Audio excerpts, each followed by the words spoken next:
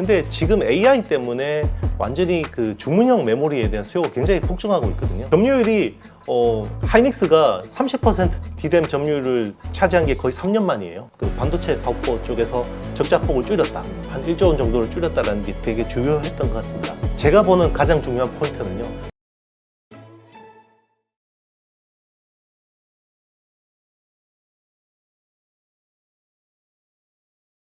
자, 그 다음 하이닉스와 관련해서 좀 볼까요? 네. 지금 틱톡에서도 SK 하이닉스에서 주문형 반도체를 뭐 주문을 했다, 네네. 뭐 러브콜을 네네. 했다, 이런 뉴스들이 나오는 것 같은데 이게 어떤 얘기입니까?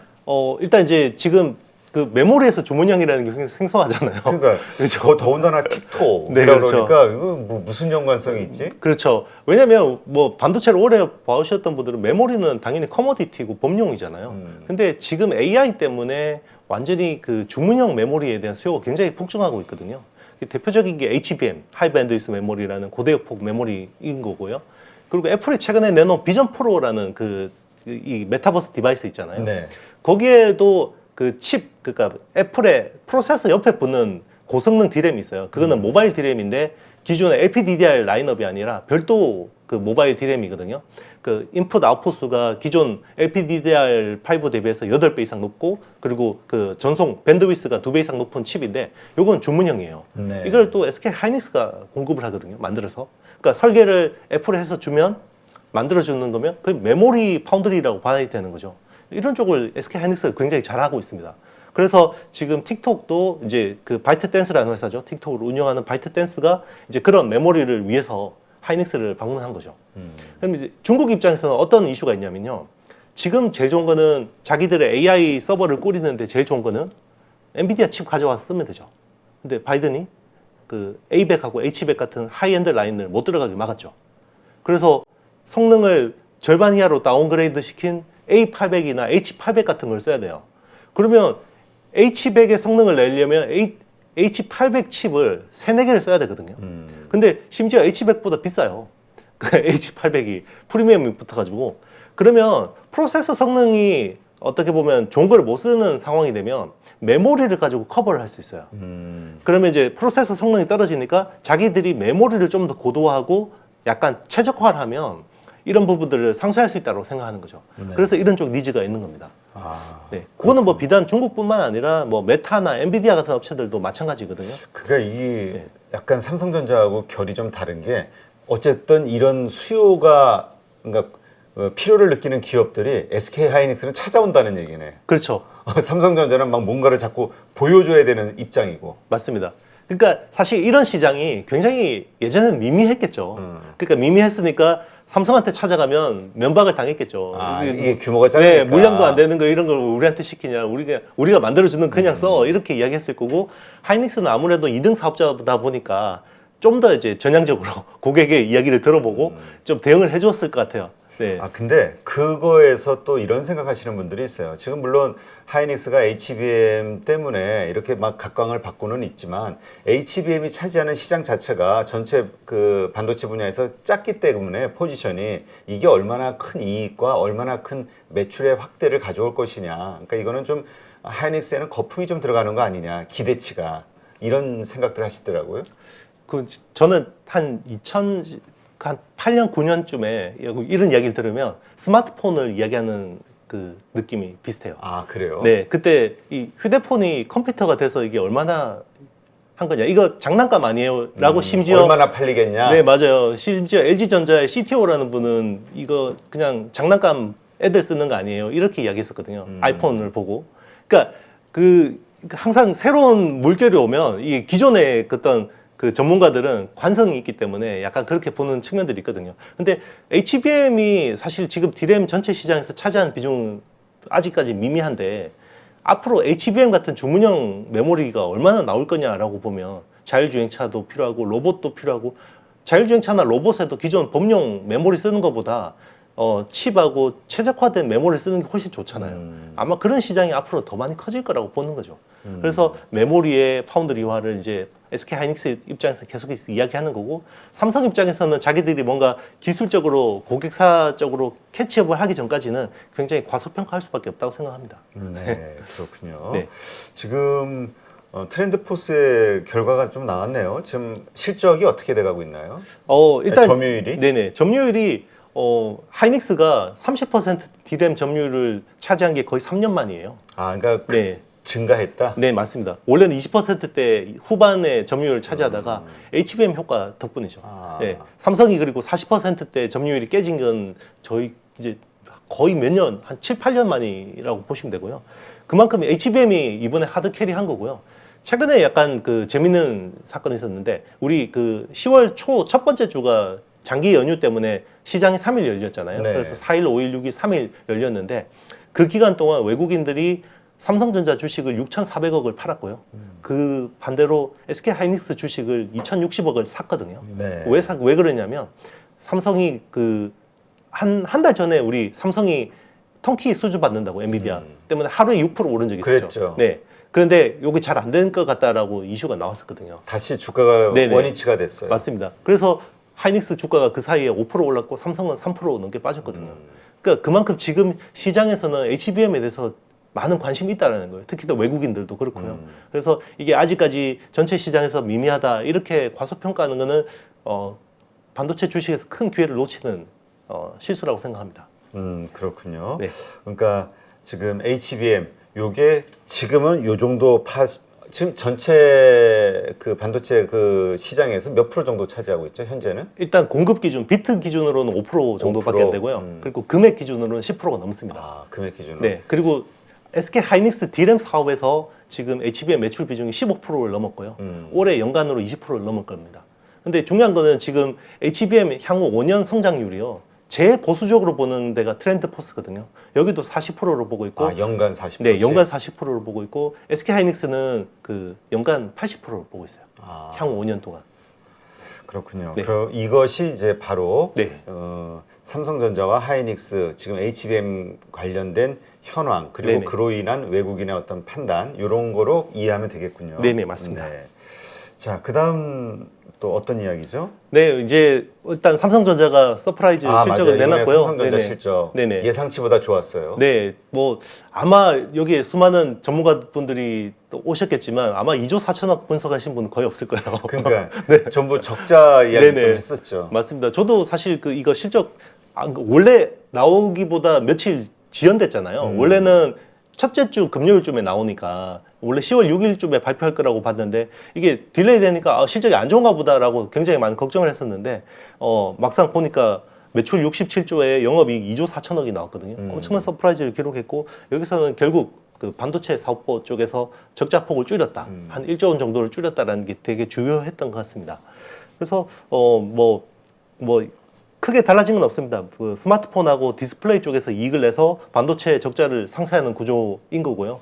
이게 좀 더 이제 다행스러운 거는 이제 반도체 적자 폭이 2분기에는 4조 초중반까지 갔는데 지금은 3조 7천억 정도까지 줄어들었다는 게 큰 것 같습니다. 지금 그 SK 하이닉스는 아직 실적 발표가 나오진 않았어요. 네네. 일단 그 HBM 관련해서 요거는 하나 좀 정리하고 가죠. 그 계속해서 이렇게 크게 연간 하이닉스 기준에서는 80%씩 성장할 걸로 예상하고 있고 그와 관련해서 수혜를 받는다고 하면은 한미 반도체를 꼽아야 되는 건가요? 그렇죠. 이번에 그 한국 투자에서 한투에서 에이스 AI 반도체 포커스라는 ETF를 내놨거든요. 우리 아까 그래서 네. 그렇잖아요. 그 얘기하면서 네네. 야 이것도 끝물 중조 아니야? 네네. 막 이런 얘기 했거든요. 그렇죠. 근데 저는 중요한 게 삼성전자하고 SK 하이닉스하고 한미 반도체 편입 비중이 똑같아요. 25%씩. 아, 그러니까 사실 삼성전자하고 SK 하이닉스하고 한미 반도체는 엄청나게 격차가 있죠. 격차가 있는 회사잖아요. 근데 이게 HBM 쪽을 타깃으로 하는 투자거든요. 그만큼 지금 국내 대장주는 HBM 쪽의 대장주는 한미 반도체를 보고 있다라는 거죠. 그러니까 25%를 편입한 거죠. 그래서 제가 계속 이야기한 게 밸류에이션으로는 사실 부담스럽다. 시총이 지금 5조를 넘었고 부담스럽다고 하는데 수급적으로나 재료적으로는 계속해서 한미 반도체 긍정적인 이슈들이 나오고 있는 상황인 거죠. 네. 지금 그 SK 하이닉스가 어제가 그랬나 네네, 보네요. 그럴 어제가 겁니다. 네네. 창립이라는 모양인데 근데 지금 뭐 부채 문제도 상당히 좀 이야기가 좀 되고 있어요. 그 이것이 그 뭐라 그럴까 하이닉스의 성장을 좀 이렇게 제어하는 좀 막는 걸림돌이 되지는 않을까 이런 분석이 좀 나오기도 하는데요.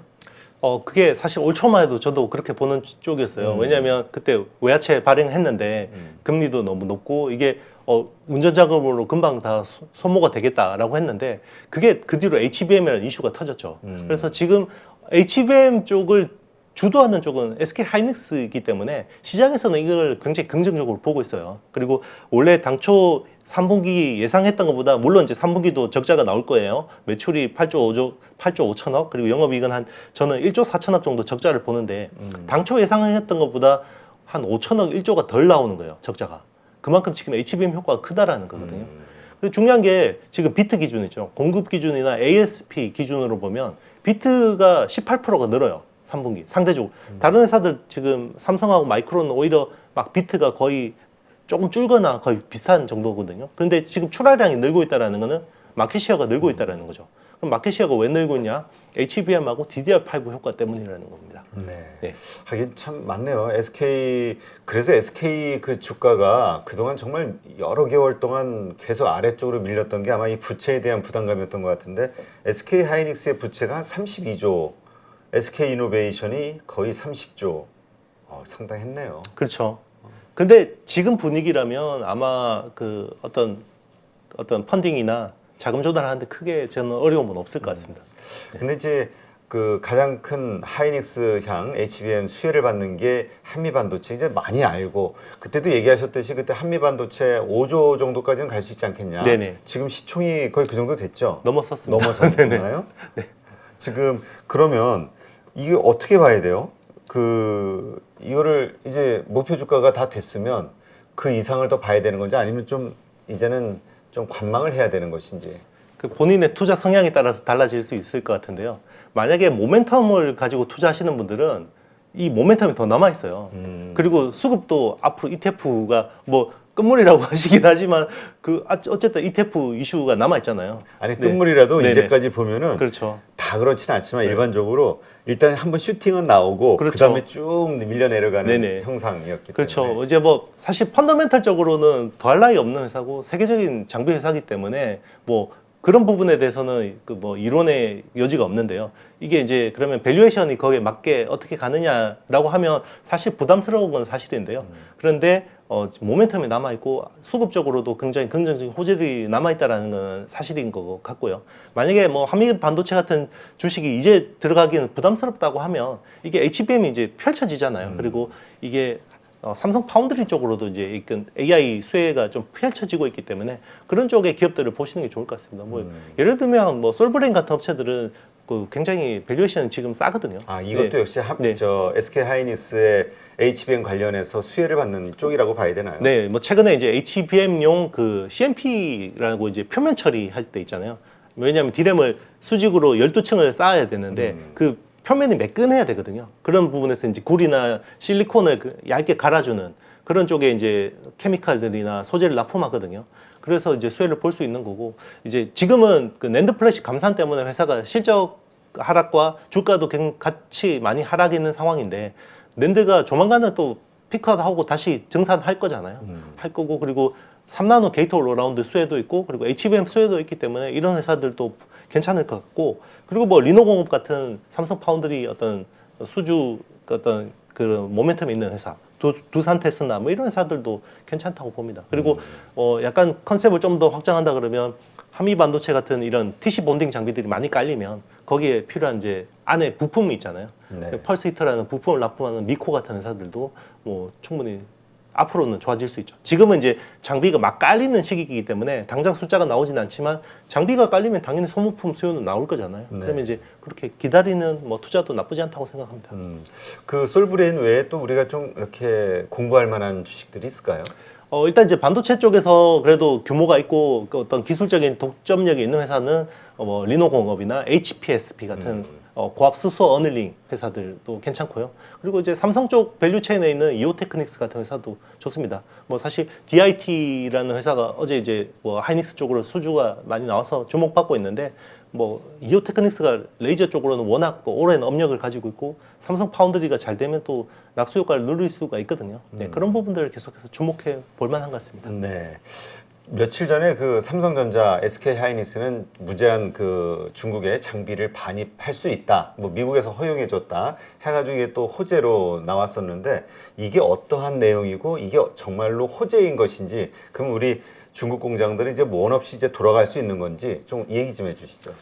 일단 호재는 맞습니다. 그리고 불확실성이 크게 제거된 거고요. 그럼 이게 어떤 이슈 때문에 그렇게 된 거냐면 미국 칩스법 때문에 그래요. 그러니까 미국 칩스법이라는 거는 미국에다가 팹을 투자를 하면 보조금을 받잖아요. 그 보조금을 받은 기업들이 해외, 특히나 미국하고 약간 적대적인 국가에 투자할 경우, 그게 사실 중국이죠. 그렇죠. 네, 중국에 투자할 경우에는 지금 현재 캐파의 5%밖에 그 웨이퍼를 못 늘리도록 돼 있어요.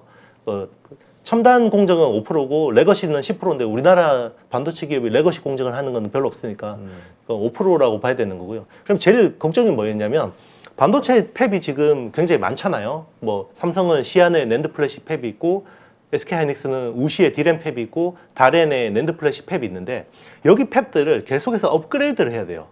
테크 마이그레이션이라고 하죠. 그러니까 반도체 팹은 한번 만들어 놓고 계속 돌리는 게 아니라 계속해서 업그레이드를 해줘야 돼요. 그러면 업그레이드를 하려면 미국산 첨단 장비가 들어가야 되거든요. 근데 미국의 제재로 인해서 그게 못 들어가는 거예요. 네. 그래서 그게 작년에 그러면 한국 기업들은 1년 유예를 해줄게.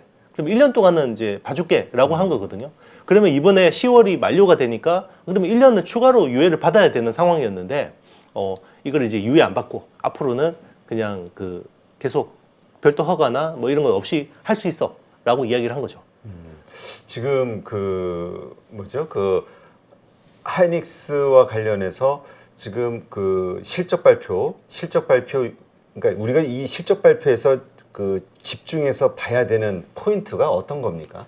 제가 보는 가장 중요한 포인트는요. 디램 사업에서 HBM 매출 비중이 얼마나 되냐. HB 네, 그 부분. 그게 제일 중요합니다. 그러니까 매출 아니면은 네. 이익. 매출이요. 매출 비중. 그러니까 만약에 뭐 디램 사업이 만약에 뭐 50조다. 그러면 거기서 얼마나 이 HBM 쪽이 담당을 했냐. 이게 중요할 것 같고 연내 20%를 넘어갈 거라고 보고 있거든요. 그리고 2분기에는 아마 15% 정도를 넘어섰을 거로 예상이 되고 그러면 3분기에 만약에 20%를 넘어섰고 4분기에 만약에 25%까지 간다. 그러면 아마 그거는 하이닉스 쪽에 더 큰 호재가 될 수 있고 그 밑에 있는 밸류 체인은 또 긍정적인 모멘텀이 되는 거죠. 그 결국 기승전 네. HBM이네요. 네, 맞습니다. 지금 뭐 저뿐만 아니라 외국인 투자자들도 국내 메모리를 보는 거는 사실 HBM이 최우선 과제예요.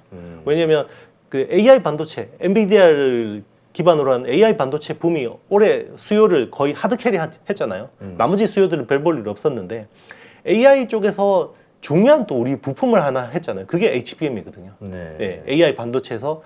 그런데 전 세계에서 HBM을 담당하는 나라가 90%가 우리나라이기 때문에 우리나라는 HBM의 나라가 된 겁니다. 외국인들 입장에서는. 그렇군요. 네.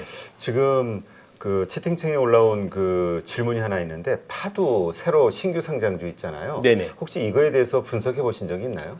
네, 뭐 굉장히 훌륭한 팹리스 업체고요. 그러니까 그 낸드 플래시에서 중요한 게 이제 컨트롤 IC라는 그게 필요해요. 그러니까 컨트롤 IC가 왜 필요하냐면 낸드 플래시 같은 경우는 읽고 쓰기에 제한이 있잖아요. 그게 그리고 이제 뭐 이게 원래는 셀 하나에 그 비트를 하나만 저장하는 싱글 레벨 셀이 있고 멀티 레벨 셀이 있고 트리플 레벨 셀이 있고 막 쿼드러플 레벨 셀로 계속되면 이게 읽기 쓰기에 제한 그게 횟수가 줄어요. 네. 그러면 그 쓰던 셀만 계속 쓰면 얘는 500번 쓰면 죽어버리잖아요. 그러니까 컨트롤러가 이런 것들 잘 배분해 줘야 돼요. 그래서 그 기술이 되게 중요한데 사실 우리 뭐 쓰는 PC나 이런 쪽은 SSD 쪽에서는 크게 중요하지 않고요. 중요한 게 서버 쪽입니다. 서버. 네. 근데 서버용 컨트롤러 IC 쪽 설계하는 건 굉장히 어려워요.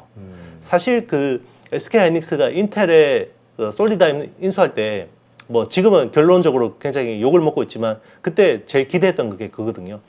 서버용 SSD IC, 컨트롤러 IC를 설계할 수 있는 회사가 삼성전자하고 인텔밖에 없습니다. 그렇기 때문에 하이닉스가 이거를 자체적으로 막 개발해 보려고 몇 년 동안 엄청나게 했는데 안 됐거든요. 그래서 그 어떤 인텔의 낸드 사업을 통째로 그냥 같이 사온 건데 파도라는 회사가 이거를 굉장히 잘 설계한 거예요.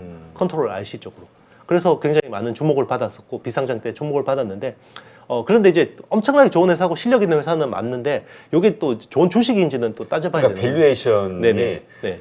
근데 이 매출 보니까 드라마틱하네요. 2020년도에는 8억 원에 불과했는데 21년도에 52억, 그리고 22년도에 564억. 네. 그렇죠. 굉장히 고성장하는 것도 맞고 굉장히 밸류에이션 부담이 큰 것도 맞는 것 같습니다. 그래서 그러니까 네. 지금 좋은 회사인 거는 맞으나 네네. 좋은 주식인지에 대해서는 퀘스천이 있다. 그거는 이제 사람들마다 판단이 사람마다. 좀 다를 것 같습니다. 네. 알겠습니다. 네. 하여튼 뭐 우리 입장에서 투자자 입장에서는 나한테 돈을 벌어주는 주식이 좋은 주식이죠. 그렇습니다. 그럴 네. 주식이냐? 요거는 각자 성향을 좀 잘 따져서 생각해 보셔야 될 몫으로 남기는 걸로 하겠습니다. 안녕하세요. 8.15 모니터 가족 여러분, 임수열입니다. 이번에 하나증권과 8.15 모니터기 함께 특별한 이벤트를 진행하는데요. 8.15 모니터 가족분들이 하나증권 신규 계좌를 개설하시면 특별한 혜택을 받으실 수 있습니다. 첫 번째 혜택은요, 국내 주식을 살 수 있는 3만 원을 드립니다. 두 번째 혜택은 하나증권과 함께하는 8.15 머니쇼 초청 받으실 수 있는 초청권입니다. 8.15 머니쇼는 특별한 강사진들에 의해 진행되는 프리미엄 세미나로 매회 500분을 초대해서 진행할 예정입니다. 그 외에도 소수점 주식 혜택을 드릴 거고요. 하나증권 계좌를 처음 만드는 분이라면 누구나 신청 가능하십니다. 이제 혜택 받는 방법 알려드리죠. 영상 하단부 더보기란에 기재된 링크를 통해 신청하시면 됩니다. 반드시 더보기란 링크를 통해서 계좌를 개설해야 이 혜택을 받을 수 있으니 유의해 주시기 바랍니다. 하나증권과 8.15 모니터기 함께 주식으로 하나 되다. 8.15 모니터 가족 여러분의 많은 참여 부탁드립니다.